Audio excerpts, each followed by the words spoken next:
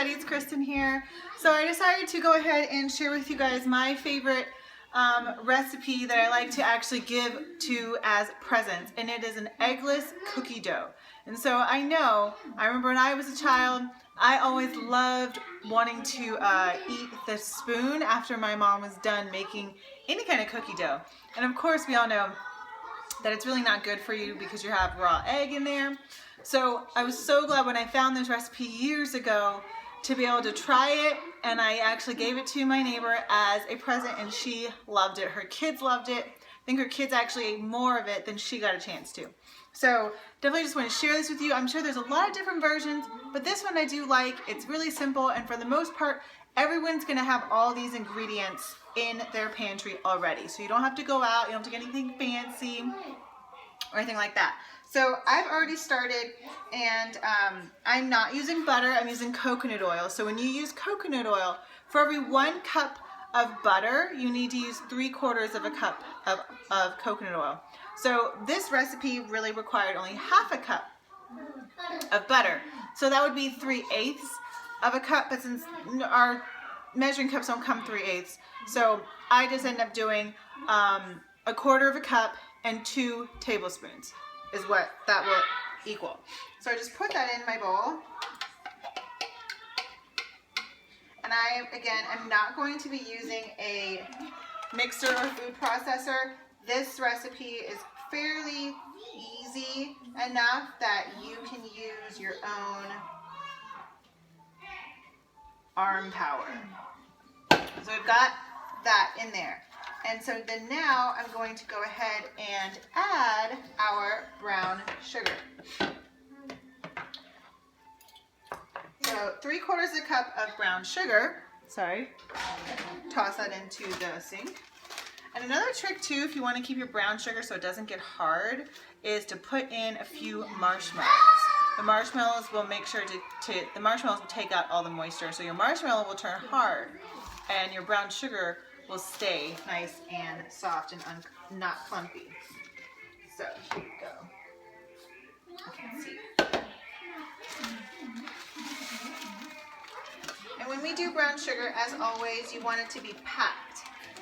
So we'll pour a little bit, and then we'll pack it down. So that was like barely half a cup. So we gotta keep going. Oh, that was a big chunk. Let's crush this chunk. Now let's press. Where are we at? Oh, that's perfect, 3/4 cup. Pop that in. And I like using a fork because it just breaks everything up. Give that a little mix. There's a big chunk in here. Then I'm going to go ahead and add 1 cup of chocolate chips or whatever chips you have. I didn't have any actual semi-sweet, I only had dark chocolate. And I'm not going to be the one eating this. So I figure I may as well choose something that somebody likes. So we're going to choose white chocolate is what I have. So that's what it looks like so far. Okay, plop in the chocolate chips. And then I'm going to add a cup of flour and a pinch of salt. And that's just what's going to turn into that dough look and consistency.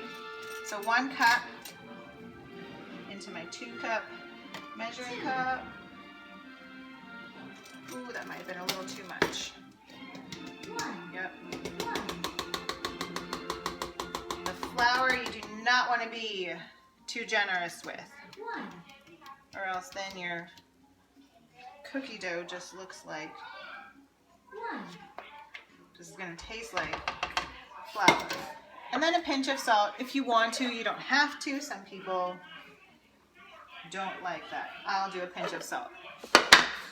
And then I will add a tablespoon of vanilla, so I just sort of go. Clearly it was way more than a tablespoon, but that's okay. And now we just go ahead and mix it. So you're going to keep mixing it. You're going to need to add a little bit of water. And so I will always just do 1 tablespoon at a time of water until it gets to that consistency that you know is supposed to be the kind of cookie dough that you like. Now, since I did add the extra vanilla, I may not need that water. Since I did go ahead and do 2 tablespoons of vanilla. And really, you're only going to need that 1 tablespoon of water, that extra liquid. And I think I'm good, right? So, there you go. There is my eggless cookie dough, which I will go ahead and, yep, it's good. And that salt, you don't even notice it. I like having that extra vanilla, just I love vanilla flavoring. You can have whatever imitation flavoring you wanted, or almond, that works too.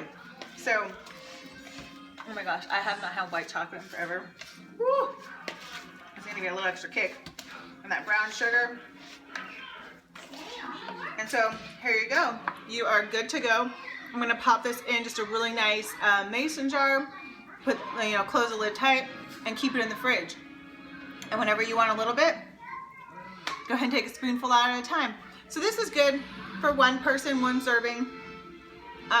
And it's super easy to make, as you could tell. I used, what, like 6 ingredients. That's it. Everybody has all this stuff in here in their home. And it's super delicious. And you didn't have to turn on the oven. So thanks for watching the whole video. And hopefully you guys are enjoying our week of sharing our cookie recipes as well as our core moves for our Have a Cookie and Core 2 this holiday. Bye.